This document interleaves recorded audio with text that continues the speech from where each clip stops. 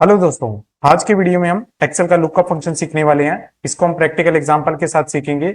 इसकी मदद से हमको डेटा फाइंड करने में, सर्च करने में काफी आसानी होती है। तो चलिए शुरू करते हैं। इसको हम प्रैक्टिकल एग्जांपल के साथ सीखते हैं।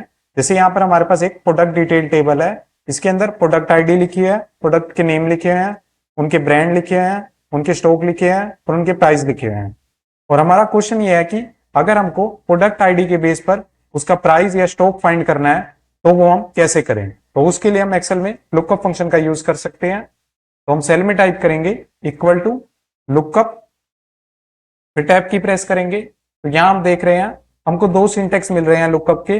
फर्स्ट वाले में हमको 3 आर्ग्यूमेंट देने हैं और सेकंड में हमको 2 आर्ग्यूमेंट देने हैं। तो हम इन दोनों को स्टेप बाय स्टेप देखेंगे। सबसे पहले हम सेकंड को देखते हैं। यहाँ पर हमको सबसे पहले लुकअप वैल्यू देनी है, मतलब जिसको हमको सर्च करना है। तो प्रोडक्ट आईडी वाले सेल को सिलेक्ट कर लेंगे, कोमा लगाएंगे। उसके बाद एरे को सिलेक्ट करेंगे। एरे मतलब हम पूरी टेबल को सिलेक्ट करेंगे जिसके अंदर से हमको वैल्यू फाइंड करनी है। तो हम टेबल को सिलेक्ट कर रहे हैं। टेबल में हम हेडर को सिलेक्ट नहीं कर रहे हैं, यहां आप देख सकते हो। हमने ऊपर वाले हेडर को सिलेक्ट नहीं किया। ये भी मैं आपको कुछ देर बाद बताऊंगा इसको हमने सिलेक्ट क्यों नहीं किया। उसके बाद ब्रैकेट क्लोज करते हैं। तो मैं अब आपको बताता हूं कि ये फंक्शन काम कैसे करता है। ये सबसे पहले क्या करेगा, जो हमारी लुकअप वैल्यू है उसको प्रोडक्ट आईडी वाले कॉलम में सर्च करेगा। ये फर्स्ट कॉलम के अंदर वैल्यू को सर्च करता है और आउटपुट हमको लास्ट कॉलम में से देता है। जैसे प्राइस वाला कॉलम हमारा लास्ट है, तो जैसे अगर प्रोडक्ट आईडी 1004 है तो हमको प्राइस देगा 35,000। ये ऐसे काम करता है, मतलब फर्स्ट कॉलम के अंदर वैल्यू को फाइंड करता है और लास्ट कॉलम में से हमको आउटपुट देता है। एंटर प्रेस करते हैं तो यहां आप देख सकते हो हमको प्राइस का आउटपुट मिल चुका है। अगर अब हम स्टॉक फाइंड करना चाहते हैं आईडी के बेस पर कितना स्टॉक पड़ा है, तो उसके लिए भी हम इसी फंक्शन का यूज करेंगे इक्वल टू लुकअप, फिर टैब की प्रेस करेंगे और उसके बाद लुकअप वैल्यू को सिलेक्ट करेंगे, मतलब प्रोडक्ट आईडी को सिलेक्ट कर लेंगे, कोमा लगाएंगे। अब एरे के अंदर हम टेबल को सिलेक्ट करेंगे। टेबल अब हम स्टॉक वाले कॉलम तक सिलेक्ट करेंगे। जैसे यहां आप देख सकते हो प्रोडक्ट आईडी से लेके हम स्टॉक वाले कॉलम तक टेबल को सिलेक्ट कर रहे हैं। अब हमने प्राइस वाले कॉलम को सिलेक्ट नहीं किया। हमने इसको इसीलिए नहीं किया क्योंकि जो हमारा लुकअप फंक्शन है वो काम ही ऐसे करता है। वो जो हम वैल्यू सर्च करते हैं वो फर्स्ट कॉलम के अंदर करता है, जो आउटपुट रिटर्न करता है वो लास्ट कॉलम के बेस पर करता है। जैसे अगर उसको आईडी 1004 दी है तो हमको क्वांटिटी देगा 5। अगर हम जेवली डेटा रिंग सेलेक्ट करेंगे, स्टॉक वाला लास्ट कॉलम होगा। तो ब्रैकेट क्लोज करते हैं और एंटर प्रेस करते हैं। तो यहां आप देख सकते हो हमको आउटपुट मिला 5, क्योंकि हमने टेबल को स्टॉक वाले कॉलम तक सिलेक्ट किया था। ऊपर हमने प्राइस वाले कॉलम तक सिलेक्ट किया था तो हमको आउटपुट में प्राइस मिल गया था। जब हमने स्टॉक वाले कॉलम तक सिलेक्ट किया तो हमको स्टॉक मिल गया। तो आपको इन बातों का ध्यान रखना है। और उसके बाद हम सेकंड फॉर्मूला देखते हैं, जो सेकंड सिंटेक्स था इसी का। उसके लिए हम सेल में टाइप करेंगे इक्वल टू लुकअप, फिर टैब की प्रेस करेंगे। उसके बाद ये हमसे सबसे पहले मांग रहा है लुकअप वैल्यू, मतलब प्रोडक्ट आईडी को सिलेक्ट कर लेंगे, कोमा लगाएंगे। उसके बाद ये हमसे पूछ रहा है लुकअप वेक्टर। लुकअप वेक्टर का मतलब होता है जिस कॉलम में हमको वैल्यू को सर्च करना है, मतलब प्रोडक्ट आईडी वाली रेंज को हम सिलेक्ट करेंगे, प्रोडक्ट आईडी वाले कॉलम को सिलेक्ट करेंगे। प्रोडक्ट आईडी वाली रेंज को सिलेक्ट कर लिया हमने। इसको हम F4 से फिक्स भी कर सकते हैं, करना चाहे तो F4 से फिक्स कर देंगे, कोमा लगाएंगे। और उसके बाद फिर हमसे मांग रहा है रिजल्ट वेक्टर। रिजल्ट वेक्टर का मतलब होता है जिसके अंदर से हमको वैल्यू फाइंड करनी है, मतलब रिजल्ट चाहिए जिसके अंदर से। अगर हमको स्टॉक का रिजल्ट चाहिए तो हम स्टॉक वाले कॉलम को सिलेक्ट करेंगे, अगर प्राइस का चाहिए तो प्राइस को, जिसको भी हमको फाइंड करना है उसको सिलेक्ट करेंगे। तो हम प्राइस वाली रेंज को सिलेक्ट कर लेते हैं यहाँ पर और इसको F4 से फिक्स कर देंगे। ब्रैकेट क्लोज करते हैं और एंटर प्रेस करते हैं। तो यहाँ आप देख सकते हो हमको यहाँ भी प्राइस सेम मिला है। अगर हम यहाँ ऊपर प्रोडक्ट आईडी चेंज कर देते हैं, यहाँ पर 9 कर देते हैं, तो यहाँ आप देख सकते हो हमारा प्राइस अपडेट हो चुका है और स्टॉक भी।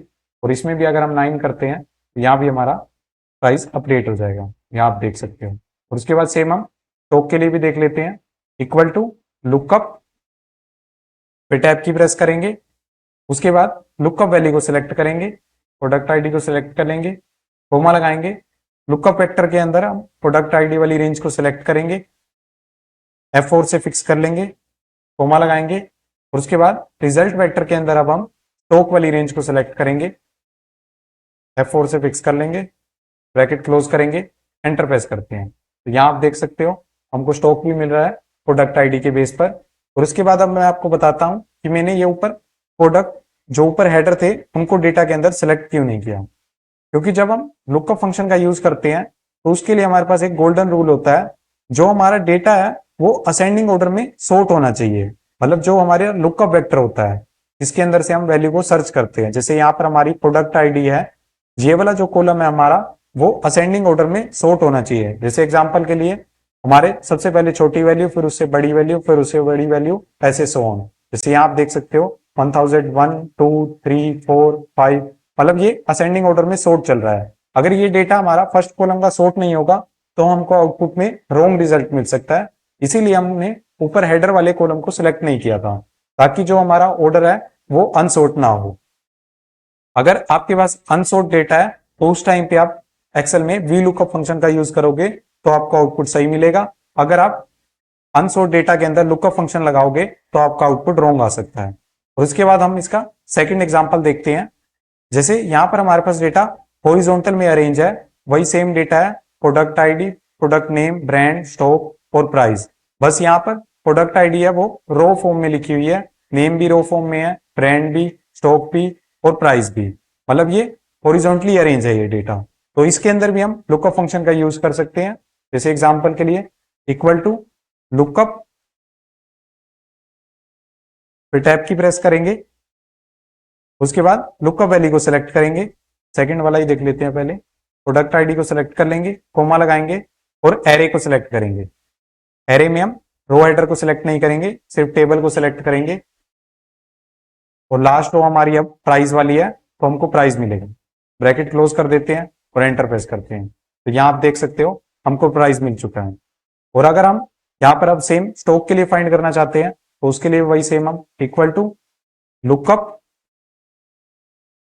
फिर टैब की प्रेस करेंगे, लुकअप वैल्यू को सिलेक्ट कर लेंगे, कोमा लगाएंगे, उसके बाद टेबल एरे को सिलेक्ट करेंगे। टेबल एरे को अब स्टॉक वाले कॉलम तक सिलेक्ट करेंगे और उसके अंदर रो हेडर को सिलेक्ट नहीं करेंगे। बस इसमें कंडीशन हमारी यही है, जब हम लुकअप का यूज कर रहे हैं जो हमारी फर्स्ट रो है वो असेंडिंग ऑर्डर में अरेंज होनी चाहिए, मतलब सॉर्ट होनी चाहिए। मतलब जो उसकी फर्स्ट वैल्यू हो वो सबसे छोटी हो, फिर उसके बाद बड़ी, फिर उससे बड़ी, ऐसे होना चाहिए। अगर ये नहीं होगा, जैसे ऑर्डर सॉर्ट नहीं है, जैसे 1006 पहले आ रहा है उसके बाद 1001 आ रहा है, तो हमको आउटपुट रॉन्ग मिल सकता है। ब्रैकेट क्लोज करेंगे, एंटर प्रेस करेंगे, तो यहाँ आप देख सकते हो हमको स्टॉक की क्वांटिटी मिल गई है।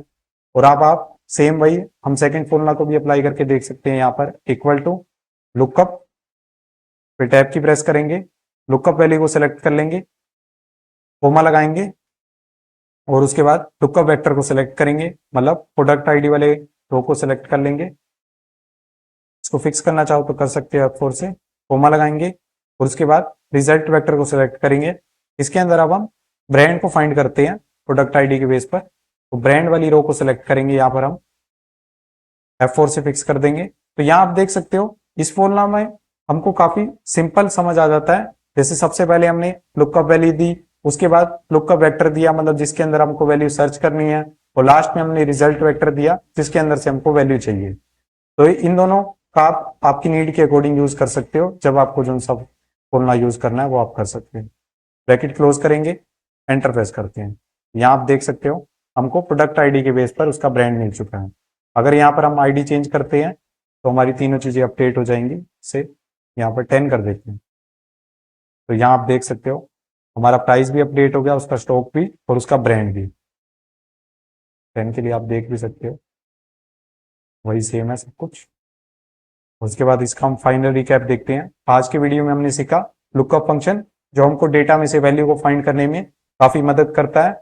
इसके लिए एक स्पेशल रूल यही है, जो हमारा इंपॉर्टेंट रूल है, कि जो हमारा लुकअप वेक्टर का डेटा है वो हमेशा सॉर्ट होना चाहिए। जो टेबल की फर्स्ट रो है या फर्स्ट कॉलम है वो हमेशा असेंडिंग ऑर्डर में होनी चाहिए, डेटा सॉर्ट होना चाहिए। अगर डेटा सॉर्ट नहीं होगा तो आपका आउटपुट रॉन्ग आ सकता है।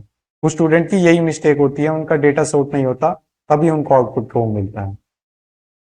और उसके बाद इसका हमने सेकंड एग्जांपल भी देखा जिसके अंदर हमारा डेटा हॉरिजॉन्टल अरेंज था, उसके अंदर भी हमने वैल्यू को फाइंड करके देखा। तो अगर ये वीडियो आपको पसंद आया तो लाइक करें, चैनल को सब्सक्राइब करें। मिलते हैं अगले वीडियो में, तब तक के लिए happy learning and thank you.